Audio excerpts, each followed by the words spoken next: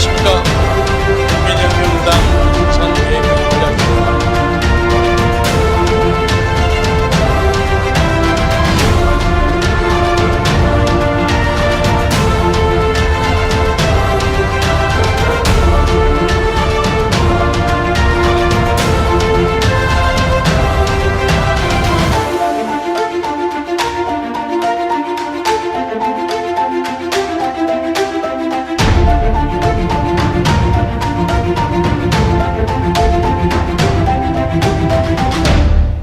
차가운 바람을 맞아서 목이 좀 쉬고 감기가 들 뻔해서 몸살이 많이 났습니다.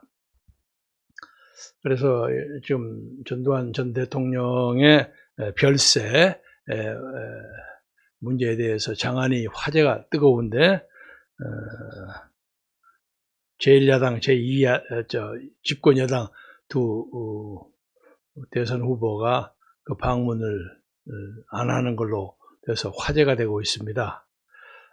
저는 전두환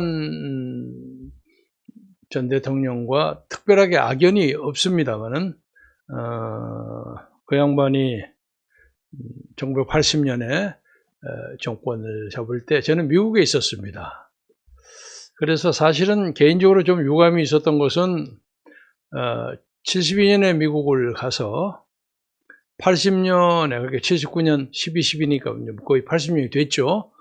그래서 이제, 박 대통령이 서거를 하셨으니까, 이제 저도 한국에 돌아가야 되겠다 하고 막 행정을 갖추고 있는데, 많은 사람들은 다 여권을 내주는데, 저만 여권을 안 내주는 거예요. 그래서 제가 불만이 대단히 많았죠. 왜 다른 사람은 하는데 나는 여권을 안 내주느냐. 그러니까. 당신은 좀 더 악질이어서. 못 보내준다는 거예요. 그것을 결정한 게 전두환의 보안사령부 국보위였습니다. 만약에 제가 1980년대 초에 한국에 들어왔었다고 하면 제 인생이 많이 달라졌을 겁니다. 그런데 그 후에 7년, 거의 8년 가까이를 미국에서 보내야 했기 때문에 전두환의 국보위에 대해서 대단히 비판적인 편집을 했고 신문 편집을 했고, 그리고 제가 그때 한민통 부의장을 하다가 민주주의와 민족 통일을 위한 국민연합이라는 기독교 인사들을 중심으로 한 단체가 있었어요. 그래서 그 단체와 합병을 해서 민통연합이라는 걸 만들었습니다. 그래서 민통연합의 초대 의장은 문동환 박사가 하시고, 그 다음에 이상철 박사를 거쳐서 제가 3대 의장으로 당선을 했습니다. 근데 그때쯤 막 김대중 전 대통령이, 김대중 선생이 그때 2차 망명을 오시게 됐죠. 그래서 아주 복잡했을 때입니다. 그런데 그 과정에서 제가 만약에 그걸 다 피해서 한국으로 들어왔으면 정치적으로는 제가 훨씬 더 대성할 수 있었던 기회가 있었지 않았을까. 그렇게 그때는 유감스럽게 생각을 했는데 그 후에 보니까 전두환 장군이 정권을 잡고 난 다음에 들어가서 거기에 종사하고 그쪽에 참여했던 사람들이 대부분이 제 친구들이더라고요. 그러니까 유학을 끝내고 대충 그때 다 미국으로 들어올 그런 시기가 맞아서 그런지, 예를 들면 세상을 유감스럽게 떠났습니다만은 전두환 대통령 밑에서 정무장관을 했던 이종률 의원, 저하고 대학 동기동창입니다. 그 사람이 막 그때 들어와서 전두환 쪽에서 픽업이 됐고, 국내에서는 뭐 이영일 의원, 뭐 윤식 의원 이런 분들이 거기를 관계해서 제가 마침 그때 들어왔으면 나도 잘못하면 전두환에게 붙잡힐 뻔했다 하는 그런 생각을 해서 운명이라는 게 참 묘해요. 그리고 이제 사회과학을 공부하고 그리고 정치의 야심을 가진 사람들은 아무래도 자기가 일단 학업을 끝마치고 귀국하거나 국내에 있어서도 일단 그걸 나설 채비가 될 그 시기에 집권자가 누구냐는 게 상당히 중요하단 말이에요. 그러니까 당시에 우리 친구들이 대부분이 전두환 쪽으로 막 몰려갔기 때문에 저도 잘못하면 그쪽으로 쓸려가지 않았을까 하는 느낌이 들어요. 뭐 그러지 않았으리라고 믿습니다만 어쩌든 간에 제가 7년 늦게 미국에서 머물게 돼서 요새 그 한참 문제가 되는 광주 5.18 민주화 운동에 대해서 제가 현장에 없었습니다. 그래서 실감이 많이 부족해요. 그래서 그때 제가 만들었던 뉴욕의 독립신문에는 뭐 광주 5.18 문제를 막 대문짝 막 항상 거의 톱으로 막 광주의 위대한 민주화 운동 그걸 열렬히 보도하고 전던 소장 당시 중수부장 하다가 뭐 보안사령관하고 합동수사본부장하고 하는 사람은 뭐 완전히 우리 신문에서는 또 아주 동네 북이죠. 매주 연일 연야 얻어 터지고 뭐 그런 대상이었는데 그것 때문에 제가 7년 동안 못 들어왔습니다. 그래서 다행히 그 후에 그 양반이 대통령직을 물러나고 6.29 선언이 있었죠. 그래서 노태우 씨가 대통령 후보를 나왔을 때 그 6.29 선언 때문에 간신히 제가 여권이 나왔습니다. 근데 여권은 제가 뭐 신청도 안 했는데 뉴욕 영사관에서 야 여권 신청 안 하냐 하고 제 동기생이 하나 그 영사로 있었어요. 그 친구가 전화가 왔길래 야 맨날 여권 신청해도 빠꾸만 뭐 니들 하니까 아야 한번 해봐 그러더라고요. 그래서 여권을 보냈더니 바로 그 다음날 나오더라고요. 그래서 제가 15년 몇 개월 만에 해서 16년 만에 고국 땅을 밟았습니다.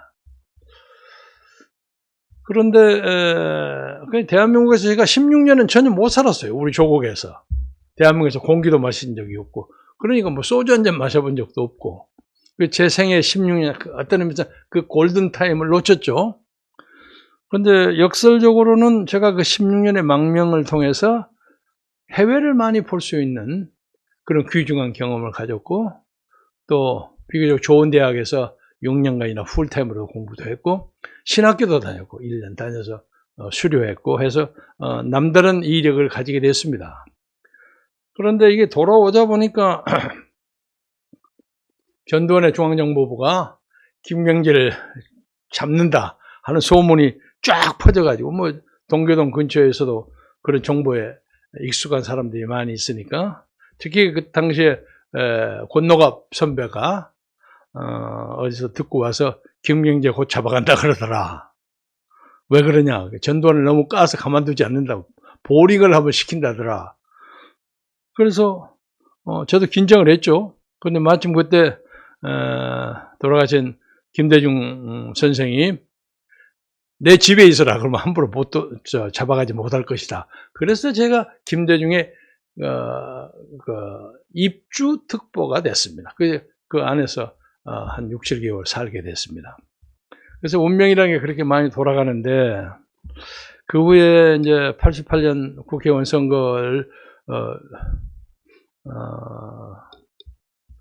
저쪽에서는 음향으로 압력이 많이 와 있었어요. 너 국회의원 나오면 가만 안 둔다는 압력도 있었고 그래서 제가 여러 가지로 생각을 해서 동교동의 김대중 씨는 저를 뭐 시골이나 아니면 그 까치터널이 있는 강서갑군가요? 근데 마침 우리 처가가 거기 있었습니다. 그리 가라고 한 것을 평화민주당을 만들어가지고 전국에 다 채워지지가 않아요. 그래서 내가 갑자기 뭐 대단한 뭐 사람이라고 외국에서 돌아와서 바로 국회의원 한다는 게 좀 건방져 보이기도 하고 해서 제가 평화민주당이 전혀 가지 않은 강남 갑구를 갔습니다. 강남 갑구. 그러니까 강남 예를 들면 그렇잖아요. 국회의원 선거가 있으면 어떤 좀 좋은 선거구 하나 있으면 그 선거구에 보통 한 10명 정도가 트라이를 합니다. 근데 그 중에 한 3명, 4명 정도는 누가 돼도 국회의원 할 만한 사람들이고 나머지 대여섯 명은 국회의원 하기에는 좀 약하고 도의원이나 군의원을 하기도 좀 문제가 있는 사람도 있고 그래요.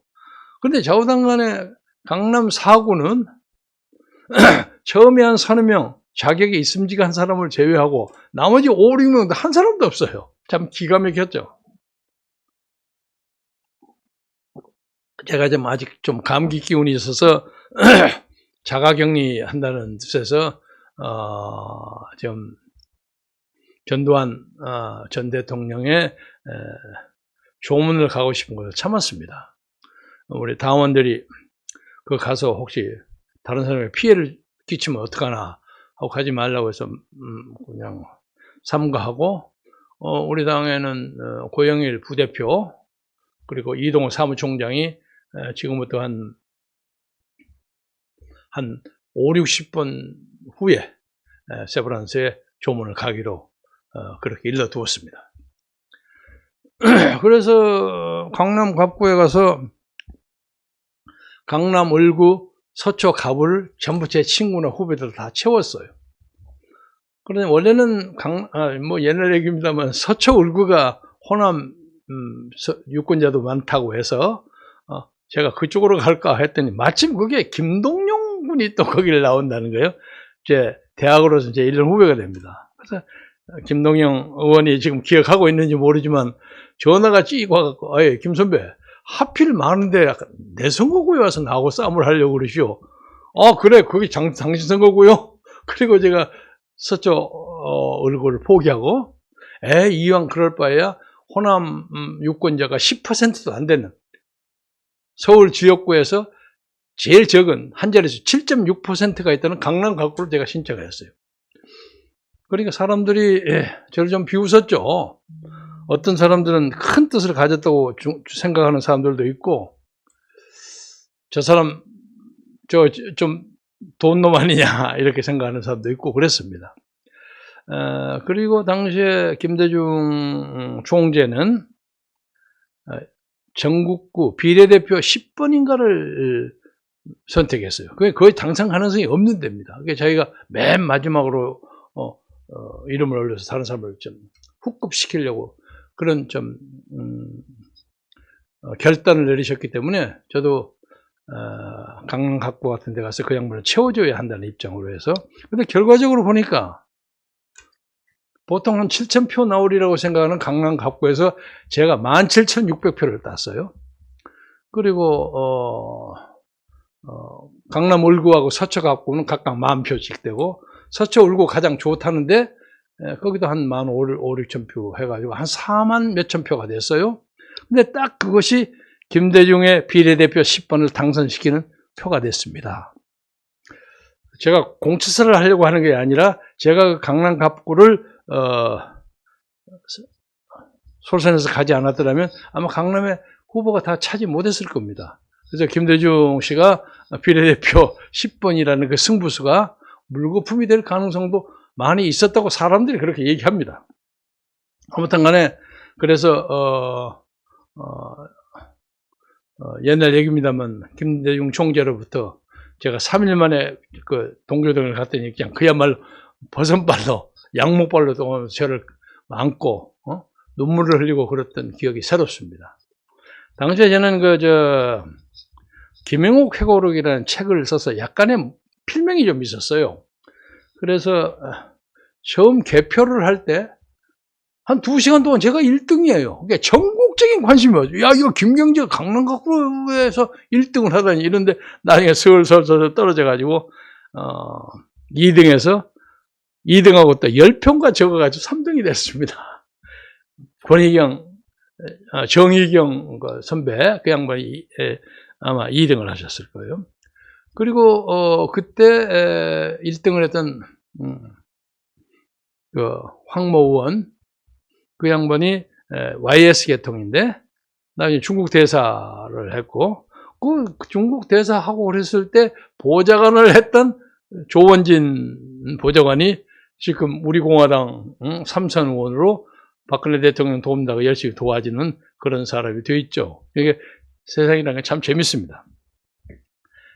제가 뭐 이렇게 길게 얘기를 한 것은 전두환 대통령, 전 대통령의 죽음에 한 인간의, 한 사나이의, 한 야심을 가진 사나이의 살, 이것에 대해서 생각해 볼 기회를 가지고자 합니다. 제가 뭐 그렇게 오래 살지는 않았습니다만은 사람이 살다 보니까 신분 여하를 관계없이 특히 남자, 여자도 그러합니다만 특히 남자는 일생에 적어도 2번이나 3번 정도 자기가 탁 새로운 변신과 그래서 에포크 메이킹이라고 할까요? 전환점이 생기는 것 같아요. 그래서 지금 어렵게 고난 속에서 사는 사람들도 노력하면 반드시 자기가 발전할 수 있고 인생의 사다리를 탁 걷어서 올라갈 수 있는 그런 계기가 있으리라고 생각합니다. 적든 크건 간에. 그 말을 그대로 전두환 장군에게 돌려보자면 이분이 12.12 당시에 정치적 혼란 상태를 어느 정도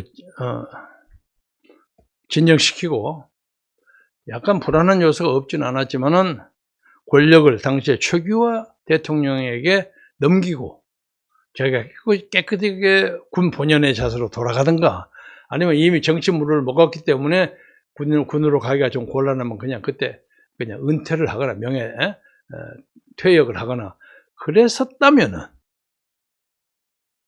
굉장히 위대한 군인으로 칭송받지 않았을까.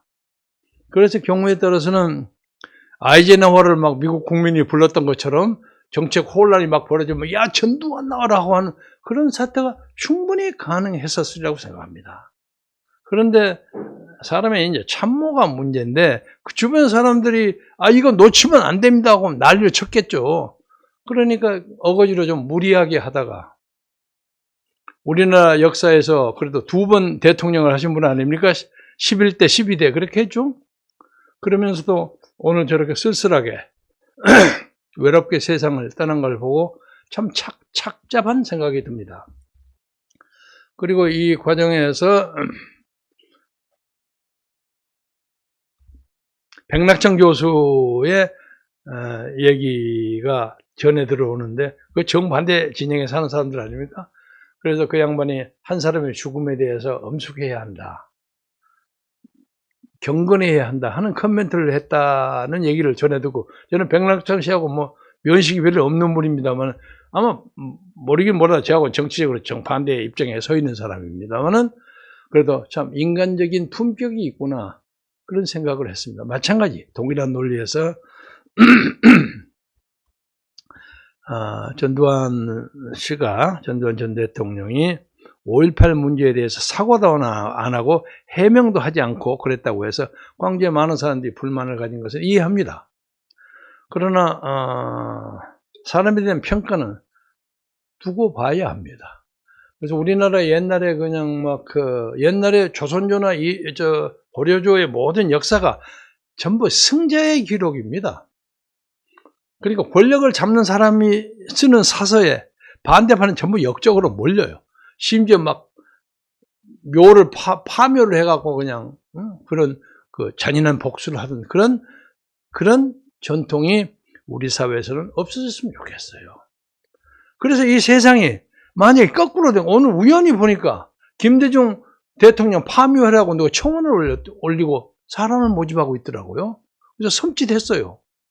그래서 이렇게 그냥 반대편에 있는 사람을 그냥 죽이고 살리고 해버리는 그런 증오가 끌어난다면 역사에 진보가 없다고 생각합니다.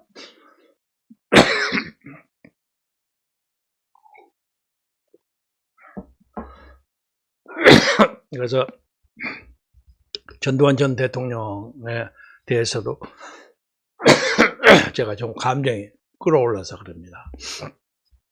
신문을 딱 보니까 그래도 조선일보는 전두환 전 대통령 별세하고 썼는데 동아일보는 얼마나 한이 많이 미치고 아니 광주 사람을 너무 신경을 썼는지 전두환 사망하고 썼더라고요. 그래서 아무리 나쁜 짓을 졌다고 사사 가정을 하더라도 명작 대한민국의 대통령을 2번이나 한 사람인데 별세 뭐 서거까지는 모르더라도 별세 정도는 써야 되는 게 아닌가 하는 우리 국민들의 좀 너그러운 마음이 좀 아쉽다 하는 생각이 들고요. 이 과정에서 저는 광주의 민주화 운동을 지지하고 찬성하는 사람입니다만은 돌아와서 보니까 광주 민주화 운동이 진짜로 진정으로 빛나게 되기 위해서는 전두환에게 뭐 불하라, 사과하라, 사죄하라 하는 것에 못지않게 광주 자체도 자체 정화하고 깨끗하게 해야 돼요. 간단히 말해서 뭐 여러 가지 있습니다. 하나만 얘기하죠. 아니 왜 그렇게 위대한 혁명을 일으킨 사람의 유공자를 발표를 못하는 것입니까? 난 전 세계 역사에 이런 케이스가 없다고 생각해요. 자랑스럽게 이름을 발표해야죠. 흘러나오는 것으로 보자면 엉뚱한 사람이 그 유공자에 들어가고 뭐 돈도 받고 뭐하고 한다는 거 보니까 의의가 없어요. 그래서 광주 민주화 운동을 정리하고 추진하고 선양하는 업무에 종사하는 사람들은 제 이 제언을 심각하게 받아주기 바랍니다. 그걸 잘 정리하세요. 정리해서 자랑스러운 유공자를 보여주시고 그걸 비판한다고 해서 법 만들어서 처벌하는 거 이건 정말 하지하책입니다. 천하의 웃음거리 됩니다. 그래서 광주를 진짜로 빛나게 하기 위해서는 전두환의 죽음을 계기로 해서 새롭게 거듭 중생하는 새로운 광주 민주화운동의 정리 작업에 착수했으면 좋겠다 하는 것이 저의 생각입니다. 두 번째로는 말이 좀 길어졌습니다만 요새 그 진중권 교수가 아주 재미있어요. 참 재미있어요. 이거 아주 유명한 그 진보적인 학자라고 생각했는데 요새 보니까 그냥 금년 6월경에 진중권 교수를 코멘트한 여러 가지 글이 보니까 진중권 아주 진보 진영으로부터 완전히 배신자로 몰리고 있군요. 나 아주 놀랐어요. 그래서 진중권의 어떤 그 자유분방한 비판 정신을 높게 생각합니다. 제가 이거 뭐 하나 읽어볼게요. 나는 이거 처음에 진중권의 얘기인지 알았더니 진중권 교수를 코멘트하는 어떤 사람의 이야기예요. 어이 문재인 씨 하는 게 제목입니다. 평양 냉면집 주방장이 화덕에 쳐넣어 구워버리겠다는데 이런 말을 듣고도 밥이 목구멍으로 쳐들어가냐? 잿더리 씨 정도는 김여정이라는 어린 년의 하명에 새벽 잠까지 설치고 잠 못 이루는 청삐리 족속들, 청삐리라는 게 아니라 청와대를 얘기하는 것 같아요. 족속들아, 니들은 북적이면 식당 주방장도 절대 저놈이냐? 대통령을 원색적으로 이렇게 비난을 해도 어느 한 놈 뭐라 하는 연놈이 없네 그려. 야, 이거 막 지독한 얘기입니다. 그 다음까지는 읽어야 되겠어요.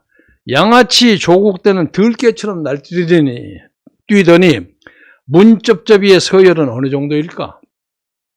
양아치 조국보다 낮은 걸까? 대깨문들도 조용하고 추미애도 조용, 어준이 김어준을 얘기하는 모양인데 어준이 떠중이도 조용, 게다가 해골 해찬이도 조용, 또 간신 촉새 시민이도 조용, 어느 한 인간이 나서서 북한을 비난도 꾸짖지도 못하네. 이게 이 나라의 현실이다. 말은 좀 과격한 표현이지만은 통렬하게 현실을 지적한 거라고 생각합니다. 이런 놈들에게 몰표를 던진 호남 사람들은 그 정체가 뭘까? 아주 아픈 질문을 던졌습니다. 조국 때 거품 물고 난리를 치던 주둥이들은 왜 이리 조용한 걸까? 북한의 지존이 노할까 봐서? 냉면집 주방장이 노할까 봐서? 냉면이 목구멍으로 나오고 합니까? 하고 이 아무개가 한 그 얘기를 하는 것 같아요. 아니면 니들끼리 짜고 치는 쇼냐? 아니면 너희들 모두 북한 간첩들이냐? 어제는 진중권 교수 말에 대학번은 인간도 사라졌다. 어제는 이제는입니다. 정말 누구도 이해할 수 없는 불가사의한 대한민국의 현상이다. 통렬합니다. 진중권에게 들어가겠습니다. 한 사람은 죽음이, 이게 진중권 교수의 얘기입니다. 저기 오늘 처음 봤습니다. 한 사람의 죽음이 10조 원의 상속세를 남긴다면 기업인은 확실히 태어나서 죽을 때까지 나라의 보탬이 되는 장사를 하고 간 것이 아닌가. 아마 이건희 회장을 얘기한 것 같아요. 2019년 정부의 예산이 469조 원이었는데 삼성전자의 매출액이 230조 원이었다. 거의 해프, 반에 해당, 49% 정도입니다. 한국 정부의 예산의 반을 삼성전자가 장사를 해서 벌어들였다는 얘기입니다. 한국 경제에서 삼성전자의 위상을 생생하게 보여준 한 예로, 이거 뭐 삼성 PR하는 것 같아서 미안합니다. 저는 전혀 관계없는 사람입니다. 2019년 한국 무역 흑자액이 705억 달러, 한국 돈으로 85조입니다. 그런데 삼성전자의 영업이익이 58조예요. 무려 68%에 해당하는 규모입니다. 엄청난 회사입니다. 다시 말하면 이게 이제 진중권의 바람입니다. 한 명의 천재가 최소 20만 명을 먹여 살리는 일자리를 담당했고 무역 수지를 보장했고 세계 산업 경쟁력으로 국가의 위상을 높였다. 이 정도면 한 나라를 먹여 살리는 기업이라고 해도 과언이 아닐 정도로 국가의 이익이 되는 착한 기업이 아니냐. 진중권이 아주 내놓고 삼성에 대한 코멘트를 해줬습니다. 한국 경제의 상당 부분을 삼성전자가 담당하고 있는 그야말로 삼성 없이는 어떻게 살았을까 할 정도로 대한민국을 대표하는 기업이다. 그런데 권력자에 무슨 죄를 그렇게 독한 죄를 지었다고 그렇도록 많은지 그들이 부를 때마다 자주 불려갖고 감옥서도 갔고 마음대로 죽는 것도 사는 것도 돈을 쓰는 것도 쉽지가 않았다. 이게 이제 박근혜와 경제 공동체 됐다고 해서 몇 년 살지 않았습니까? 요새 간신히 해외 출장 허가를 받아서 어디 갔다고 합니다. 저는 이재용을 거의 모릅니다. 한 번인가 악수 한 번 한 것에 불과합니다. 근데 그 혐의가 다 없어지고 말세피를 주었는데 박근혜하고 관계했느냐 없느냐 그것 때문에 이재용이도 당하고 박근혜 대통령이 지금도 감옥소에 4년 6개월 이상 있어 엊그제 삼성의료원으로 옮겼습니다. 시국은 대통령이 조선의 왕 같으니 이게 민주주의의 나라인지 요즘은 헷갈릴 정도다. 더군다나 왕의 절대 권력을 사수하기 위해 중공의 사회주의적 공수처 설치를 준공식으로 했으니 벤치마킹 하려는 판국인이 할 수 없이 안내가 해서 좀 시끄러워졌습니다. 용서하십시오. 시진핑의 절대 왕조가 보기 좋았나 보다.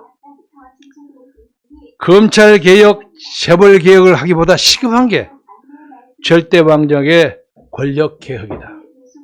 삼성이라는 기업이 없었으면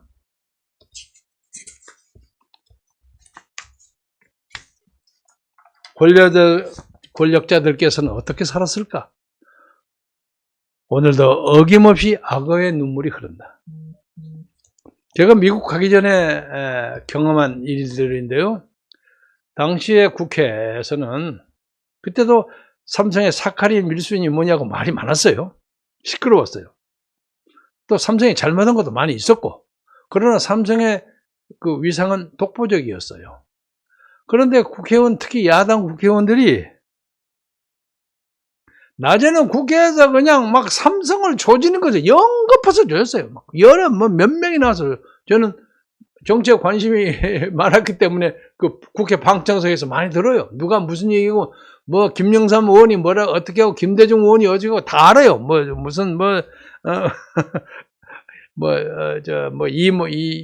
누구야, 이웅재 의원이 그렇게 하고 다 알아요. 근데 그 사람들 밤에는 전부 삼성들 만나서 돈 받습니다. 소문이 파다해요. 그러니까 그걸 아는 기자들이 야당만들 비난하고 조롱하고 그런 것을 제가 많이 보았습니다. 그래서 대한민국에서 제일 부패한 것은 청와대입니다. 그러나 수석비서관, 행정관, 수사관 등 장하성 유흥업소 법인카드 논란의 민망한 스캔들.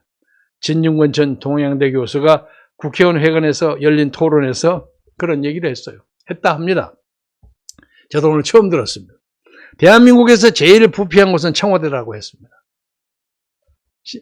진 교수는 16일 자신의 페이스북에 전직 청와대 수석, 비서관, 행정관, 수사관들이 기소됐거나 수사를 받고 있다며 이 정도면 총체적 부패라고 할 수 있다 하고 주장했습니다. 그러면서 이에 해당하는 인사 10명의 실명과 익명의 청와대 직원 3명에 대한 각자의 혐의를 전부 까발렸어요. 진중권 대단한 사람이에요.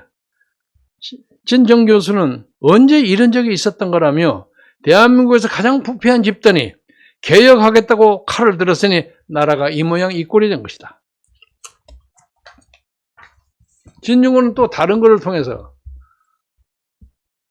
룸사롱식 영업을 하는 유흥업소에 법인카드 7천만 원 가량을 사용한 고려대 교수 12명 중에 장하성 주중대사 전 청와대 정책실장이 포함됐다는 기사를 언급하면 이건 또 얼마나 민망한 스캔들이냐 이렇게 또 얘기를 했더라고요. 그래서 진중권의 이 고발 정신을 높게 평가합니다. 욕심이 많이 나는 사람입니다. 그러나 내가 진중 교수에게 칭찬만 했으니까 좀 비판도 하나 해야 되겠어요. 영어에 fetishism이라는 말이 있습니다. 그것이 비평가들이 어떤 문제를 잡아가고 조그만 아주 트리비얼한 거 적은 걸 잡아가 그걸 막 천착하면서 까는 비판하는 그런 겁니다. 작은 소재에 매달리는 그 사변적 논설과 가십을 즐기는 사람들, 뭐 교수나 문학평론가나 기자나 이런 사람들에게 제가 권하고 싶은 것은 좀 큰 것을 봐라. 역사와 세계를 좀 봐라.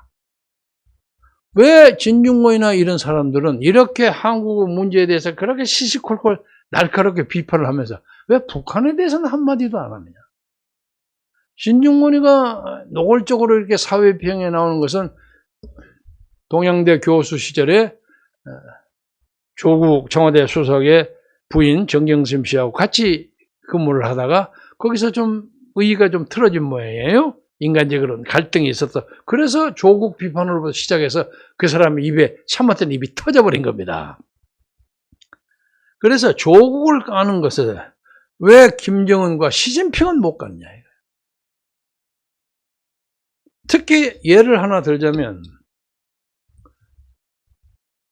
유엔에서는 매년 거의 매년 한두 번 빠졌나 어쨌나 모르겠지만 거의 매년 북한에 대한 인권 결의안이 나옵니다.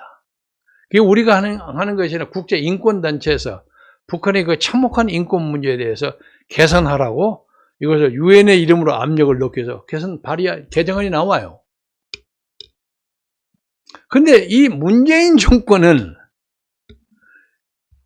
우리의 동족인 북한의 2,400만 주민들의 인권이 계약되고 더 나빠지고 가난하고 솔제니친의 그 수용소 운동에 못지않게 막 기아에 300만 명이 목숨을 잃었고 이런 참상에 대해서는 모른 채예요. 그리고 유엔 결의안을 찬성을 하지는 못해서 부결을 하거나 거부하거나 아니면 빠져버려요. 어떤 경우는 북한에 물어요. 이거 찬성하기 곤란하니까 적당히 이렇게 하는 게 되는 겁니다. 이런 상의를 하고 있어 이 문재인 정권이. 아주 기가 막힌 정권이에요. 그런데 그 사람들이 그렇다 치더라도 문재인은 그런다고 치더라도 왜 진중권 같은 사람은 조국이 이렇게 근사하게 까고 이건희 삼성 그렇게 치기 올려서 또 삼성으로부터 무슨 찬사와 박수를 받을지는 모르겠으나 당연한 거지만 왜 이 북한의 인권 문제에 대해서는 한마디도 안 하는 거야. 그렇죠? 조그만 걸 그렇게 아우성 치면서 죽는 건 안 보는 거예요. 그래서 제가 몇 차례 얘기했습니다. 네 비슷한 사람들 한 100여 명 모아가지고 북한 인권에 대해서 강력하게 비판하는 성명서 한번 내봐라. 김정은이가 깜짝 놀랄 것이다. 북한의 인권이 개선될 것이다. 그런데 지금까지 소식이 없습니다. 그래서 진중권의 파이팅을 촉구하면서 앞으로 대한민국에 더 많은 사람들의 감동을 받을 수 있는 큰 역사적 안목에서 평론과 사색과 논설을 했으면 좋겠다. 이런 말씀을 하나 드리고요. 조금 쉬었다가 이제 다음 얘기를 하겠습니다. 요새 이제 국민의힘 선거대책위원회가 왔다 갔다 하는데 이제 주인공이 김종인이죠. 김종인 전 비대위원장인데 저는 잘하는 사람입니다. 그 양반의 행각도 잘 알고 그 양반의 속이 뭐 있는지도 비교적 아마 어떤 경우에는 그 본인보다 내가 더 잘 알 수 있습니다. 옛날 민주당에서 저는 최고위원회고 그 양반 비례대표로 들어온 사람이고 그래서 뭐 요새 조용한 사람 얘기 들먹여서 미안합니다만 당시에 대표가 조순영 의원이었어요. 조순영 의원인데 조병옥 씨 아드님 아닙니까? 조윤영 씨의 동생이고 굉장히 순수하고 의정활동에 아주 철저하고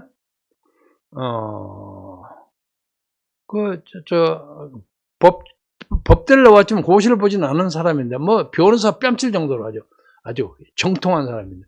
어떤 꼬름에서 종이를 비례대표 남자 1번, 2번으로 끌어왔는데 이해가 안 돼요.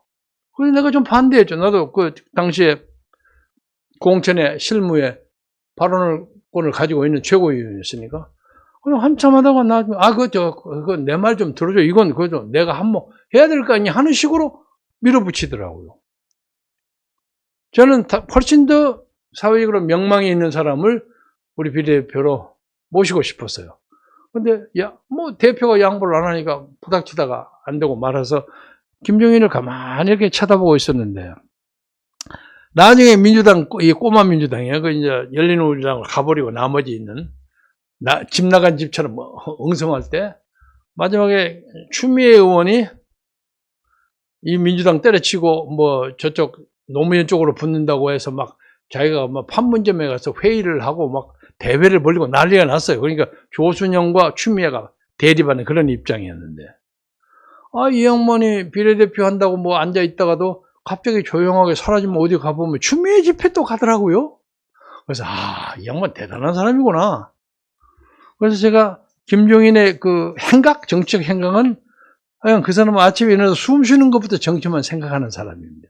내가 미안하지만 본 얘기는 정치 청부업자라고 그럽니다. 그리고 이번에 이 대선 과정에 신문에 전면 광고로 2번이나 출판 기념회를 했더라고요. 비대위원장 김종인. 이거 대선 출정식도 아니고 자기가 후보가 될 사람도 아닌데 이만큼이나 크게 2번이나 큰 광고를 냈더라고요. 이 양반이 왜 이렇게 오버액션을 할까? 그러니까 자기 쪽에 사람들이 많이 와서 누구누구 오는 걸 보려고 그랬나? 그래서 지금 김한길하고 김병준 두 사람의 쟁쟁한 원로급들이 조인하니까 자기보다 나이가 좀 아래예요.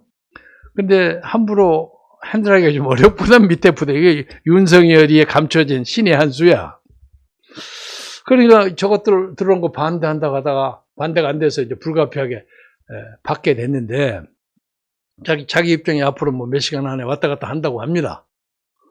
그런데 왜 김종인 의원이 비대위원장이 총괄 선거대책위원장, 그러니까 완전 천하의 대권을 다 달라는 거예요. 근데 그 대권을 잡아가고 뭐가 그렇게 이익이 될까? 아니, 김한길, 김병준이 같이 해도 얼마든지 할 수 있는 거 아니에요. 근데 자기가 독자적인 무슨 결정권을 확보하려고 하는데 왜 그럴까? 혹시나 이번 3월 9일 같이 하는 국회의원 보궐선거가 5개가 있는데 그 중에 한두 개를 자기 사람을 집어넣으려고 하는 거 아닌가? 이런 의심을 가지게 만들어요.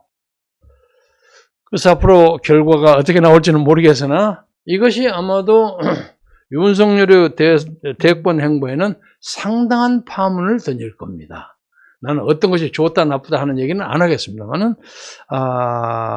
만약에 이제 그 세 사람이 소위 삼김시대를 거기다 열었으면 대선 가도의 전략 전술, 그리고 이해의 공유라고 할까? 영향력의 그 영역, 이런 걸 따지는데 상당한 불협화음이 예상되고 우리가 구경하기는 상당히 재미있는 구경이 될 것 같다. 그런 느낌을 가집니다. 그건 그만하고요.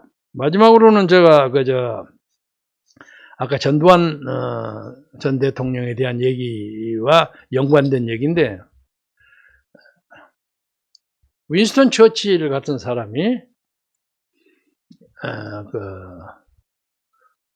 아주 명문 가족에서 태어났기 때문에 당시에 이제 1900년이 들어서기 전에, 20세기 오기 직전에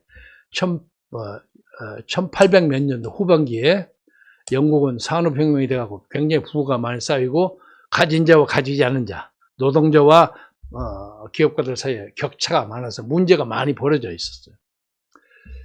그래서 그때 토마스 페인의 공상적 사회주의도 나오고 그랬을 때입니다. 그런데 이제 윈스턴 처칠은 부유층, 편안한 집안의 상층의 출신이었기 때문에 자동적으로 보수당으로 출마를 했습니다. 이 양반이 1874년에 11월 30일 날 태어나서 1965년까지 살았습니다. 그래서 1900년에 보수당을 출마해서 방년 25세에 하원 의원에 당선했어요. 그런데 한참 하고 있다가 4년 후에 보수당이 너무 보호관세 정책을 막 한단 말이에요. 자기들 이해관계, 외부하고 외국과의 무역전쟁 이런 문제에 대해서 반대해서 이걸 반대해서 1904년에 그보다 좀 진보적인 자유당으로 옮겼습니다. 자유당에서 막 대환영을 하고 받았죠. 윈스턴 처칠이 큰 거물이니까. 그로부터 2년 후인 1906년에 자유당이 내각을 구성해서 그때 벌써 그러니까 이 양반이 자유당으로 옮기는 것은 자유당이 앞으로 정권을 잡을지도 모른다는 생각을 했기 때문에 그랬겠죠. 노동자들의 힘을 받아서. 그래서 자유당 내각의 통상장관, 식민장관, 해군장관, 영급파 승승장구를 했습니다. 그러니까 이 양반은 철저한 자유무역주의자예요. 그리고 기득권의 여론인 보호무역에 찬성하는 보수당을 과감히 버리고 자유당으로 옮겼는데. 근데 한참 그러고 잘 지내다가 또 소련과 공산주의에 대한 반감, 또 노동운동이 너무 지나친다는 것에 대한 의구심. 요새 좀 우리나라에서 민주노총이 너무 지나치게 뭐 한다는 데 대한 비판이 있지 않습니까? 그런 것 같아요. 그래서 그냥 자유당이 지리멸렬해졌어요. 그래서 1924년에 보수당으로 다시 복귀합니다. 그러니까 자유당으로 들어가서 자유당에서 20년 동안 해먹을 거 다 해먹고 거기에서 그냥 노동조합이 떠들고 하는 게 진절머리 나와서 20년 후인 1924년에 또 보수당으로 들어와서 보수당이 또 그때 정권을 잡았어요. 그러니까 이 사람이 정권을 잡는 걸 따라가면서 하는 것 같아요. 뭐 김정일하고 좀 비슷한 생각이 들기도 하고. 그래서 내각의 재무장관에 대해서 이제는 자유무역주의를 주장하고 1926년 총파업 때는 강경하게 노동조합을 탄압합니다. 휘어잡습니다. 그리고 그때 휘어잡지 않았으면 영국의 사회가 미중유의 혼란에 떨어졌을지도 모른다는 후일의 역사가들의 평이 있기 때문에 당시에 노동조합을 강경하게 잡았던 처칠은 긍정적으로 평가받습니다. 그러다가 20년을 거기서 또 보내고 2차 대전 중에는 나이 70이 돼서 영국 보수당의 총리가 됩니다. 총리가 돼서 스탈린, 루즈벨트 이런 사람과 같이 2차 대전의 승리를 이끌어서 영국의 불멸의 정치인이 됐습니다. 그래서 아마 사람들이 이렇게 살다 보면 이렇게 젊어서는 좀 진보적이다가 아까 진중권이처럼 점점 좀 보수화되는 것 같아요. 저도 일부러 핑계를 대려고 그런 것은 아닙니다만 가끔 제가 감히 윈스턴 처칠에 비할 수가 있겠습니까만은 저도 학생 시절에도 그래도 자유주의자였으면서도 진보적인 사람에 대한 이해와 공감은 꽤 많았습니다. 그러나 저는 가문이나 뭐 한 것이 거기하고 전혀 관계가 없었기 때문에 한 번도 그쪽 서클에 가담해 본 적이 없습니다. 그리고 저는 여순 반란 사건 때 국군하고 반란군 세력들하고 김지회 일당하고 그냥 밤새 총격전을 벌이는 거죠. 밑에서 불 왔다 갔다 한 걸 다 쳐다보고, 저 사람들이 왜 저렇게 싸움하지? 이런 생각을 마치 하는 민족의 어떤 분쟁의 현장에서 많이 살았습니다. 그런데 이게 솔직하게 고백을 하자면 해방이 되기 전까지 일본 제국주의에서 살았기 때문에 그런 것으로 보입니다만은 많은 사람들이요 좌익을 굉장히 고상한 사람으로 생각했어요. 그리고 우익하는 놈들은 저 소작 나부랭이나 일본 친일파 따까리나 이런 것이 우익을 하는 걸 생각했어요. 그런 경우가 많았습니다. 그렇기 때문에 해방 직후에 박헌영이가 이승만과 김구의 이름을 팔기는 했지만은 인민공화국 자기의 인민공화국을 주민의 76%인가 78%의 지지를 만들어서 인공을 만들어 놨어요. 세상에 그렇게 됐는데, 그리고 당시에 공산주의 운동을 하는 사람들의 미담이 많이 돌아다녔어요. 사실인지 어쩐지 모르지만 뭐 이름을 안 들겠습니다만 이만석을 가진 어떤 부자의 아들이 사회주의를 해갖고 자기 아버지 유산을 받자마자 그걸 전부 그 소작인들에게 다 나누어주고 자기는 한 푼도 없이 중국으로 뭐 독립운동을 하러 떠났다. 그리고 나머지 돈은 전부 독립운동에 바쳤다. 그런 믿음이 많았습니다. 그래서 우리는 좌파들은 상당히 고상한 사람들이고 우파는 전부 일본의 따까리들이나 소작 욕심 많은 지주들의 그 하수인이라고 생각하는 분위기가 적어도 남도에는 꽤 많았습니다. 충청도, 전라도, 경상도는 또 북도는 밭이 많지 않아서 좀 적습니다. 그래서 경상남도, 전라남북도, 충청도에는 그런 경우가 많았는데 한참 지나다 보니까 아니 이 좌익이야말로 진짜로 뭐 해먹는데 이력이 있는 사람들이야. 그래서 하는 거 보세요. 대장동도 그러하고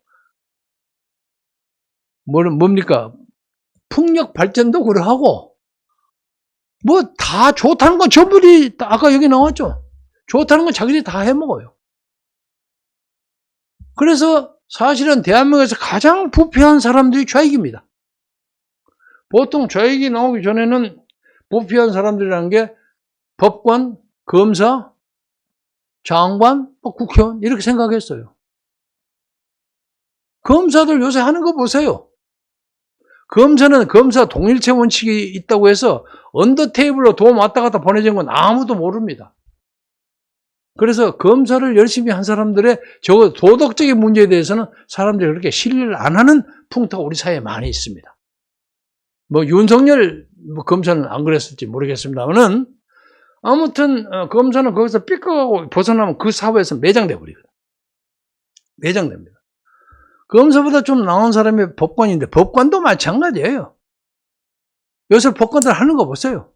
대장동 의혹하는 걸 하다가 적당한 시간 질질 끌고 이재명이라는 사람이 보통 머리가 좋은 사람이 아니거든. 이제 특검 받자.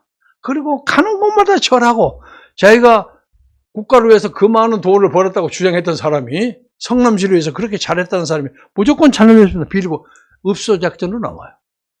그리고 특검합시다. 받겠습니다. 왜? 특검을 하면 또 특검 검찰관 만들고 뭐 하면 시간 걸려가지고 선거 3월 9일까지 아무것도 못해요. 그걸 피하는 방법입니다. 이재명이가 자기를 모든 걸 털고 자신 있게 특검하게 맡긴다는 뜻이 아니라 이 사건을 대통령 선거가 있을 때까지 위야무야 우물우물하고 끌고 가겠다는 조입니다. 그리고 다음 말씀드리는 것은 맞는지 틀린지 좀 자신이 없습니다만 이재명이가 민주당을 개조하겠다고 나왔단 말이야.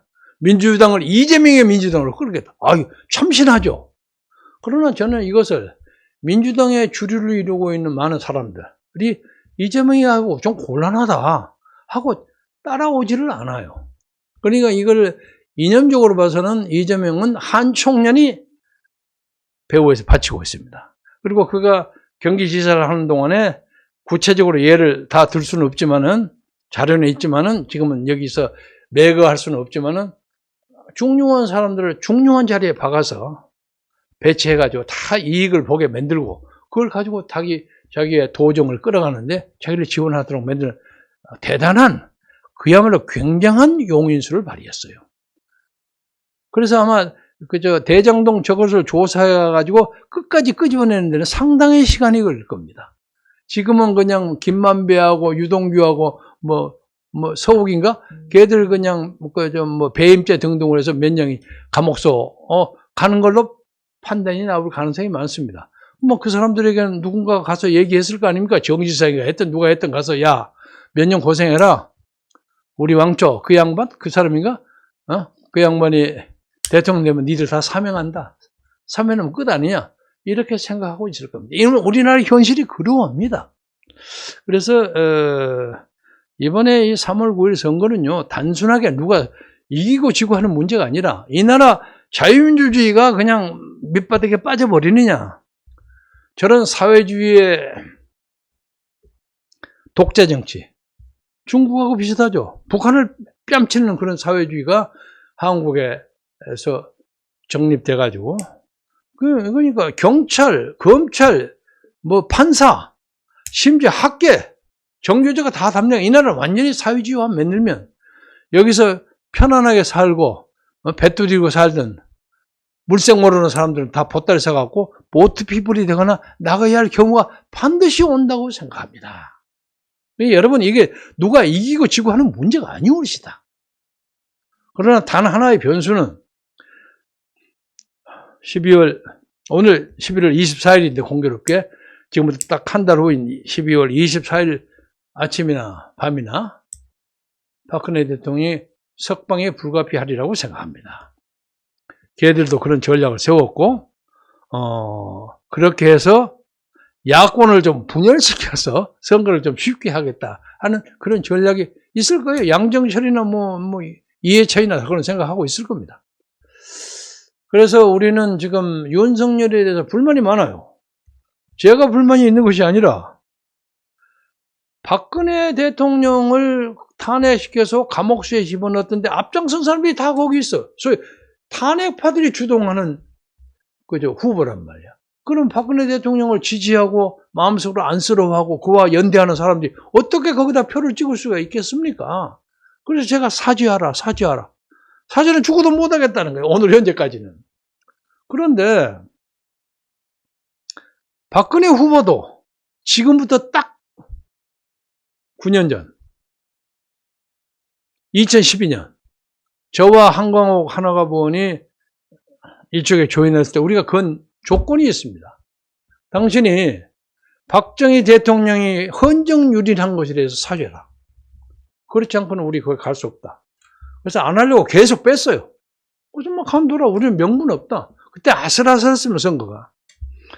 그래서 저는 시골에 내려가 버렸어요.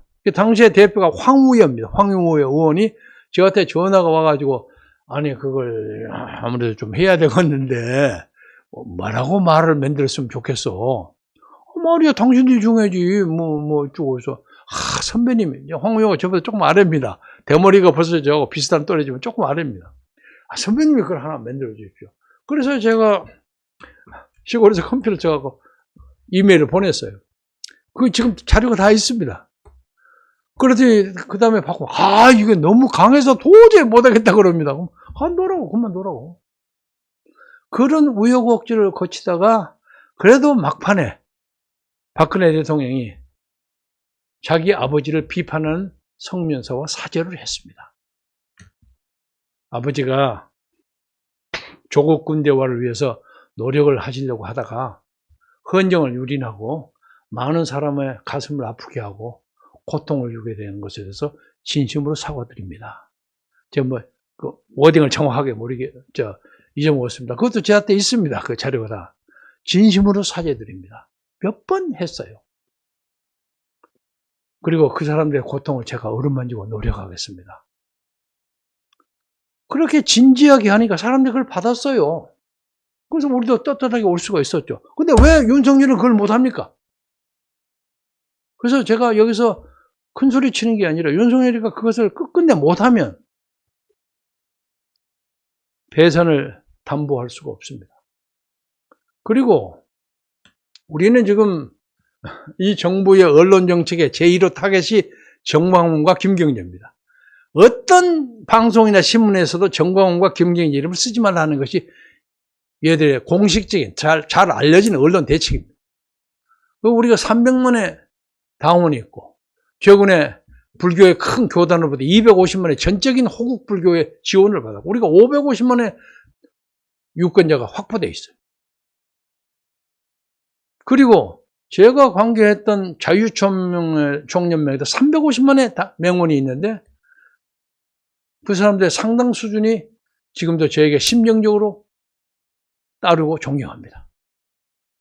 왜냐하면 제 다음에 들어온 사람이 문재인 친구가 하나 와가지고 문재인 찬양만 해라고 하니까 자유총연맹에 몇십 년을 했던 사람들이 그게 따라가겠습니까?